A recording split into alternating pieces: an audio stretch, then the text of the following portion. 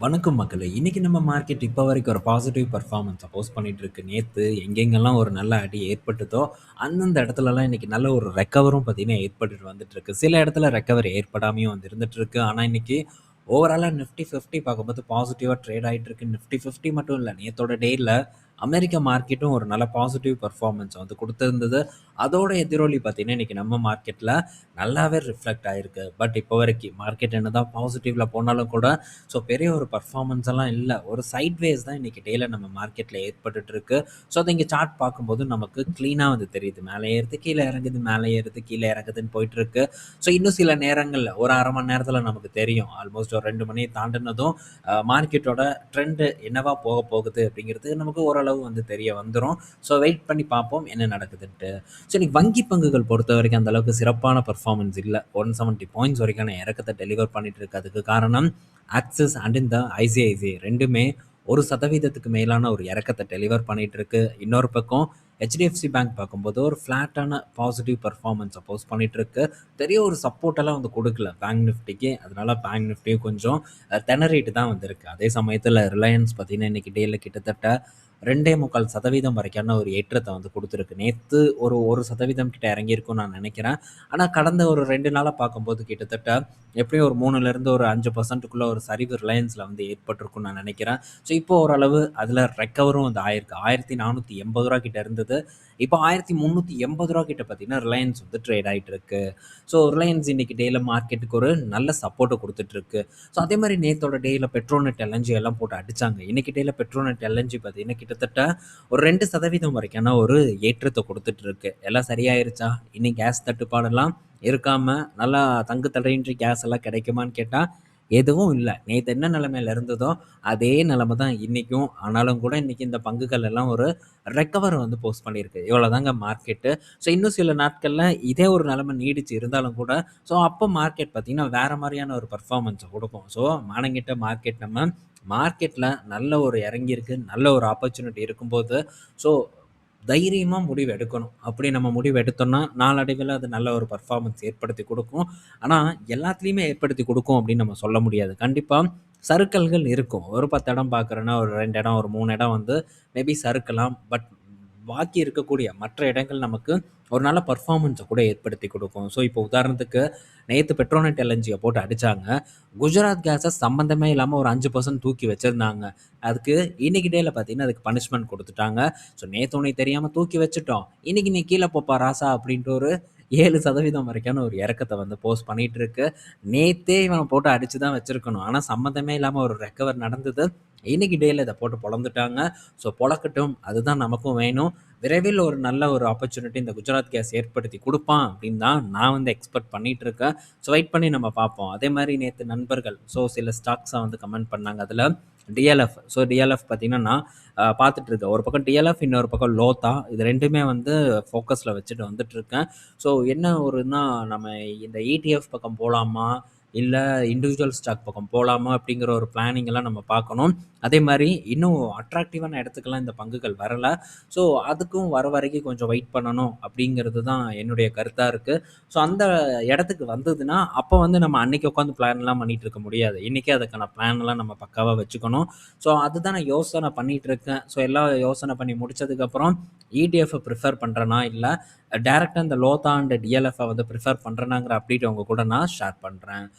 இன்னும் சில பங்குகள் இருக்கு. கிராம்ப்டன் பத்தி கேட்டிருந்தாங்க. அது நம்ம ஆல்ரெடி வந்து டிஸ்கஸ் பண்ணியிருக்கோம்.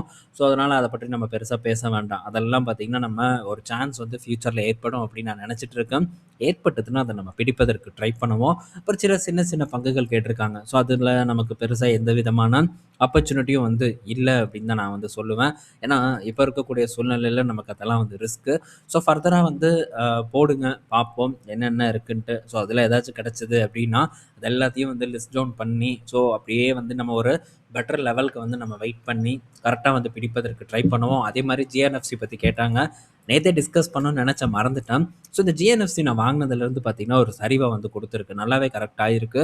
ஆனா, இப்போ வந்து இந்த ஜிஎன்எஃப்சில நான் நெக்ஸ்ட் செட் ஆஃப் குவான்டிட்டி வந்து ஃபோக்கஸ் பண்ணுவேனான்னு கேட்டா, இப்போதைக்கு வந்து நான் பண்ண மாட்டேன். ஏன்னா, இப்ப இருக்கக்கூடிய மார்க்கெட் சூழ்நிலை வந்து சரியில்லாம இருக்கு. அதனால கொஞ்சம் வெயிட் பண்ணலாம் அப்படின்னு தான் நான் வந்து எக்ஸ்பெக்ட் பண்றேன். அது மட்டும் இல்லாம ஒரு சப்போர்ட்டையும் வந்து இந்த ஜிஎன்எஃப்சி வந்து கட் பண்ணியிருக்கு. ஸோ அதனால் இந்த இடத்துல வந்து நான் வெயிட் தான் வந்து பண்ண போகிறேன். ஸோ அவசரப்பட மாட்டேன். ஏன்னா அன்னைக்கு இருந்த சூழ்நிலையில் இன்னைக்கு நம்ம மார்க்கெட் இல்லை. ஸோ இன்னைக்கு ஏற்ற சூழ்நிலைக்கு ஏற்ற மாதிரி தான் நம்ம வந்து ஆக்ட் பண்ண முடியும். ஸோ நான் ஆக்ட் பண்ணும்போது கண்டிப்பாக அந்த அப்டேட் அவங்க கூட நான் ஷேர் பண்ணுறேன். ஓகே. ஸோ அடுத்தது பார்த்தீங்கன்னா இன்னைக்கு டேயில் 2 பங்குகள் சூப்பரான ஒரு பர்ஃபார்மன்ஸை கொடுத்துட்ருக்கு. ஒன்று பார்த்தீங்கன்னா நாட்கோ ஃபார்மா. என்ன ரீசன் அப்படின்ட்டு நமக்கு எல்லாத்துக்கும் வந்து தெரியும். ஸோ இந்த செமக்ளூடைடு அதை வந்து நம்ம நாட்டில் இப்போ லான்ச் பண்ணுறாங்க. அது ஒரு மெயின் ரீசனாக வந்து இருக்கும். ஸோ 5% வரைக்கான ஒரு ஏற்றம் அகைன் பார்த்தீங்கன்னா ₹1000 இந்த நாட்கோ ஃபார்மா வந்து ரீச் பண்ணியிருக்கு. பட் இது இங்கே தான் வந்து லான்ச் பண்ணுறாங்க. ஸோ அதனால பெரிய எக்ஸைட்மெண்ட் வேண்டாம் அப்படின்னு நம்ம பலமுறை டிஸ்கஸ் பண்ணியிருக்கோம். ஸோ இந்த பங்குன்ட்டு இல்லாமல் மற்ற ஃபார்மா பங்குகளும் இன்னைக்கு டேல நல்ல பர்ஃபார்மன்ஸ் தான் வந்து கொடுத்துட்ருக்கு. ஸோ உதாரணத்துக்கு ஜைடஸ் ஒரு 1.25% ஏற்றத்தை கொடுத்துருக்கு. ஆரோ ஃபார்மா 2%க்கு மேலான ஏற்றத்தை கொடுத்துருக்கு. ரெட்டிகாரு பார்க்கும்போது 1.25% வரைக்கும் ஏற்றத்தை கொடுத்துருக்கு. ஸோ எல்லா ஃபார்மா பங்கும் நல்ல ஒரு பர்ஃபார்மன்ஸை கொடுத்துருக்கு. ஸோ சின்ன பங்கு ரிட்டர்ன் பார்த்தீங்கன்னா கொஞ்சம் பெட்டராக பார்த்தீங்கன்னா இன்னைக்கு டேல டெலிவர் பண்ணியிருக்கு. பட் இந்த செமக்ளோட ஹைப் எல்லாம் பார்த்தீங்கன்னா ஒரு நாள் உடைக்கப்படும் அப்படின்னு தான் நான் எக்ஸ்பெக்ட் பண்ணுறேன் இந்தியாவை பொறுத்த வரைக்கும். ஏன்னா கசகசன்னு வந்து மேனுஃபேக்சர் பண்ணிட்டு இருக்காங்க. ஹெவி காம்படிஷன் இருக்கும். ஸோ இந்த காம்படிஷன்லேருந்து எப்படி நிறுவனங்கள் வருமானத்தை ஈட்ட போகிறாங்கங்கிறது என்னுடைய கேள்வியாக இருக்குது. என்னுடைய தேடலும் அதுவாக தான் இருக்குது. ஸோ அதனால் இந்த இடத்துல எனக்கு பெரிய நம்பிக்கை இல்லை இந்தியா பிஸ்னஸ் மேலே. ஸோ நெக்ஸ்ட்டு பார்த்தீங்கன்னா இந்த கர்நாடகா பேங்க் இன்னைக்கு டேயில் ஒரு நல்ல பர்ஃபார்மன்ஸை கொடுத்துட்ருக்கு. ஸோ கிட்டத்தட்ட 5.5% வரைக்கான ஒரு ஏற்றத்தை டெலிவர் பண்ணிகிட்ருக்கு இந்த கர்நாடகா பேங்க். ஸோ கரண்ட்டாக பார்த்தீங்கன்னா ஒரு 6.45% வரைக்கான ஏற்றத்தை கொடுத்துட்ருக்கிற மாதிரி ஸ்க்ரீனர் வந்து ப்ரொஜெக்ட் பண்ணுது. நல்ல ஒரு பர்ஃபார்மன்ஸ் அப்படின்னு வந்து சொல்லலாம். அதுவும் இப்போது ரீசன்ட் டேஸாக ₹190 கிட்ட இருந்தது. இப்போ பார்த்தீங்கன்னா ஒரு ஏற்றத்தை டெலிவர் பண்ணிகிட்ருக்கு இந்த கர்நாடகா பேங்க். ஸோ கர்நாடகா பேங்க்கு போன டைம் ஒரு டைம் பார்த்தீங்கன்னா நமக்கு இந்த இடத்துல ஒரு ஸ்விங் பண்ணுறதுக்கான ஒரு ஆப்பர்ச்சுனிட்டி வந்து எனக்கு கிடைச்சிது. நான் ஸ்விங் பண்ணி ப்ராஃபிட்லாம் புக் பண்ணிட்டு வெளியே வந்தாச்சு. அதுக்கப்புறம் திரும்ப ஒரு இறக்கத்தை கொடுத்து அகைன் ஏற்றத்தை கொடுத்து திரும்ப பார்த்தீங்கன்னா இறங்கி இப்போ திரும்ப வந்து ஒரு ஏற்றத்தை டெலிவர் பண்ணிகிட்ருக்கு. ஸோ இவனும் ஒரு பர்ஃபார்மன்ஸை போடுவான் அப்படின்னு தான் நான் நினைக்கிறேன். ஆனால் மார்க்கெட் சப்போர்ட் பண்ணுவாங்கிறது தான் மெயினான கேள்வி. ஏன்னா மார்க்கெட் நல்லா சப்போர்ட் பண்ணிகிட்டு இருக்கும்போதே இவங்கிட்ட பெரிய பர்ஃபார்மன்ஸ் இல்லை. டிஎம்பி குப்புன்னு ஏறிடுச்சு. ஆனால் இவங்கிட்ட அந்த அளவுக்கு பர்ஃபார்மன்ஸ் வந்து இல்லை. ஸோ இப்போ மார்க்கெட்டும் வந்து கொஞ்சம் வீக்காக தான் இருக்குது. நாளை பின்ன திரும்ப ஈரான் அப்படின்னு சொல்லி வாய் எடுத்தானுங்கன்னா அப்போது ஒரு ப்ரெஷர் கூடுவதற்கான சான்சஸ் இருக்குதுன்னு நான் நினைக்கிறேன். ஆனால் நம்ம இப்போதைக்கு ஸோ உங்களுக்கு நம்பிக்கை இருந்ததுன்னா நீங்கள் பாருங்கள். பட் நான் சின்ன பேங்க் பக்கம் பெருசாக வந்து கான்சன்ட்ரேட் வந்து பண்ணுறதில்ல. ஸோ அப்படி நான் பண்ணினேன்னா இந்த சின்ன பேங்க்ஸ் எல்லாம் வந்து ஒரு ஷார்ட் டேர்முக்கு தான் வந்து பண்ணுவேன். ஸோ அப்படி ஷார்ட் டேர்முக்கு நான் பண்ணினாலும் இப்போது அந்த சான்ஸ் என்னை பொறுத்த வரைக்கும் இந்த இடத்துல எனக்கு தெரியல. ஸோ நீங்கள் மேபி புக் வேல்யூ கம்மியாக இருக்குன்ட்டு உங்களுக்கு அட்ராக்டிவாக தெரியலாம். ஸோ நீங்கள் உங்களை மனசுக்கு ஏற்ற மாதிரி தாராளமாக பண்ணலாம். ஓகே. ஸோ அடுத்தது பார்த்தீங்கன்னா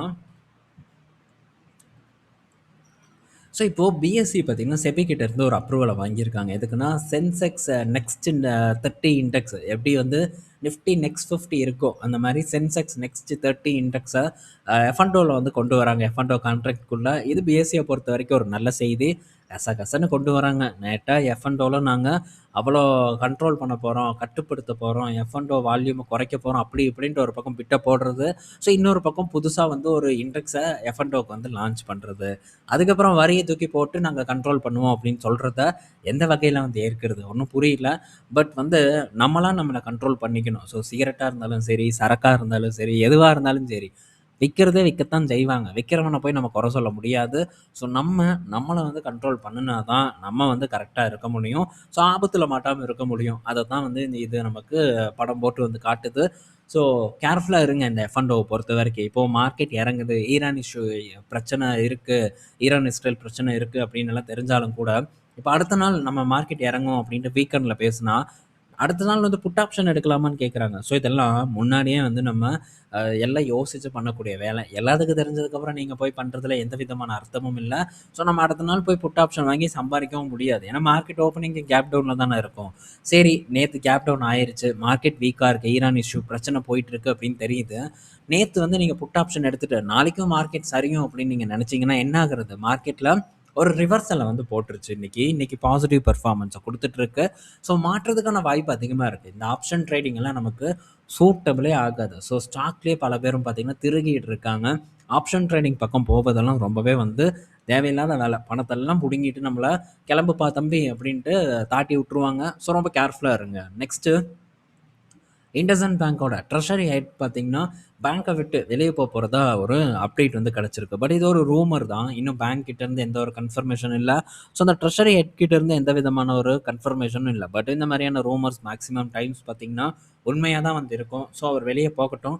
என்ன ரீசனுக்காக வெளிய போறாங்க அப்படிங்கிறதெல்லாம் நம்ம பொறுத்திருந்து வந்து பார்ப்போம். ஸோ இந்த பேங்க்ல நான் வந்து கொஞ்சம் நான் பண்ணணும்னு நெனச்சத விட அதிகப்படியான ஒரு பொசிஷன வந்து பில்ட் பண்ணேன். பட் அதெல்லாம் வந்து நான் கட் பண்ணிட்டேன். ஸோ கட் பண்ணி இப்போ வந்து நார்மலான ஒரு குவான்டிட்டீஸ் தான் இந்த IndusIndல வச்சிருக்கேன். ஸோ பார்ப்போம் இதுக்கப்புறம் என்ன மாரியான ஒரு பெர்ஃபார்மன்ஸ இவன் வந்து டெலிவர் பண்றான்ட்டு. அடுத்தது பார்த்தீங்கன்னா, பாலிகேப் கிட்ட இருந்து ஒரு அப்டேட்டு. ஸோ பாலிகேப்ல பார்த்தீங்கன்னா, ஐடி ரைட் வந்து இன்னைக்கு நடந்திருக்காமா. ஸோ இந்த ஐடி ரைடெல்லாம் இன்னும் என்னைய பைத்தியக்காரனாவே நெனச்சிட்டு இருக்கீல்ல? அப்படிங்கிற மாரியான ஒரு செய்தியா தான் நான் பார்க்குறேன். ஏன்னா, எத்தன பேத்துக்கு ஞாபகம் இருக்குன்னு தெரியல. ஸோ இதே மாரி தான் ஒரு 3 வருஷம் முன்னாடி ஐடி ரைடு அப்படின்னு ஒண்ணு நடந்தது இந்த பாலிகேப்ல. ஸோ அந்த டைம்ல இத போட்டு பொல பொலன்னு பொளந்தாங்க. 20% 40%ன்னு கீழ விழுந்தது. ஆனா இன்னைக்கு டேல ஐடி ரைடு போட்டிருக்காங்க. ஆனா பாலிகேப் பார்த்தீங்கன்னா 2% வரைக்கான ஒரு ஏற்றத்த வந்து டெலிவர் பண்ணிட்டு இருக்கு. ஸோ இவ்வளவுதாங்க மார்க்கெட். ஒரு நல்ல பங்கு நமக்கு கீழ வருது. ஒரு குரோத்தான ஒரு ஸ்டாக் நமக்கு கீழ கிடைக்குதுன்னா, அத வந்து பிக்கப் பண்றதுக்கு நம்ம ட்ரை பண்ணணும். அப்ப உட்காந்து நம்ம அந்த தருணத்துல எது சரியா இருக்குமோ, அதுக்கேற்ற மாரி நம்ம யோசிச்சோம்னா, அது வேலைக்கே ஆகாது. ஸோ மார்க்கெட் கீழ இறங்கும்போது வாங்குறது அவ்வளோ சுலபமான விஷயம் இல்ல. வேஸ்ட்டு. நீ வாங்கிட்டியா? நீ போ உனக்கு ஒண்ணும் தெரியாது அப்படிங்கிற மாரியெல்லாம் பல கிரிட்டிசிசம் எல்லாம் வந்து நடக்கலாம். பட் அதெல்லாம் வந்து பொருட்படுத்தாம, உங்களுடைய முடிவுகள உங்களுக்கு எது கரெக்ட்டுன்னு படுதோ, எது சரின்னு தோணுதோ, அத நோக்கி மட்டும் வந்து போறதுக்கு ட்ரை பண்ணுங்க. மேக்ஸிமம் டைம்ஸ் வந்து வெற்றி கிடைக்கும். எல்லாம் பயந்து திரிகிட்டு இருப்பாங்க. ஸோ இந்த செக்டாரா? ஐய்யய்யோ! வேணாம்ப்பா அப்படின்ட்டு ஓடுவாங்க. ஸோ அப்ப நம்ம அந்த செக்டார் பக்கம் போனோம்னா, நல்ல பெர்ஃபார்மன்ஸ் கிடைக்கும். பட் இது சொல்றதும்போது நல்லா ஈஸியா இருக்கு. நம்ம இந்த ட்ரேடிங் ஆப் எடுத்து ஓப்பன் பண்ணிட்டு, சரி அந்த செக்டார வாங்கலாமா அப்படின்னு சொல்லி நம்ம போய் பார்ப்போம். ஓகே வாங்கலான்னு போய் பார்த்தா, இன்னும் இறங்கிட்டே இருக்கு. இன்னும் கொஞ்சம் இறங்கட்டும். அப்புறம் பார்த்துக்கலாம் அப்படின்ட்டு ஃபோன வச்சுருவோம். இல்லன்னா, வாங்குனதுக்கப்புறம் இறங்கும் பயமா இருக்கும். திரும்ப இறங்கும் பயமா இருக்கும். அதுக்கப்புறம் காசு போடுறதுக்கான ஒரு மன வலிமை நமக்கு வந்து வராது. ஸோ இந்த மாரி பல இடையூறுகள் இருக்கு. ஈஸியா வந்து நான் இந்த இடத்துல பேசிட்டு போயிட்டுருக்கேன். இதெல்லாம் தாண்டி தான் நான் வந்திருக்கேன். அதனால தான் இது எல்லாத்தையும் நான் கரெக்ட்டா இந்த இடத்துல டிஸ்கஸ் பண்றேன். இந்த மாரியான உணர்வு எத்தன பேருக்கு வந்திருக்கு அப்படிங்கிறத கமெண்ட் செக்ஷன்ல மென்ஷன் பண்ணுங்க. ஸோ அதெல்லாம் பார்த்தீங்கன்னா, என்னுடைய தவறா நான் பார்க்குறேன். அந்த தவற நம்ம நண்பர்கள் பண்ணக்கூடாதுங்கிறதுக்காக தான் மூச்ச புடிக்க தொடர்ந்து வந்து டிஸ்கஸ் பண்ணிட்டு வந்துட்டுருக்கோம். ஸோ அ ரொம்ப யோசிச்சு, சிந்திச்சு டிசிஷன் எடுக்க ட்ரை பண்ணுங்க. மத்தவங்க செய்யறத மட்டும் தயவு செஞ்சு வந்து செஞ்சுறாதீங்க. அடுத்தது HUL கிட்ட இருந்து ஒரு அப்டேட்டு. ஸோ HUL பார்த்தீங்கன்னா, இந்த வெல்பீயிங் பிராண்டான இந்த வெல்பீயிங் நியூட்ரிஷனுக்கு அவங்களுடைய ஸ்டேக்க 19% ஸ்டேக்க வந்து விக்கிறதா இது நம்ம ரிசல்ட் அப்பவே வந்து சொல்லியிருந்தாங்க. இப்ப பார்த்தீங்கன்னா, கம்ப்ளீட் பண்ணிட்டாங்க. ரூ. 307 கோடி டிரான்சாக்ஷன். இது HUL பொறுத்தவரைக்கும் பாசிட்டிவ் நியூஸ். HUL இன்னைக்கு டேல 1% வரைக்கான சரிவ வந்து குடுத்திருக்கு.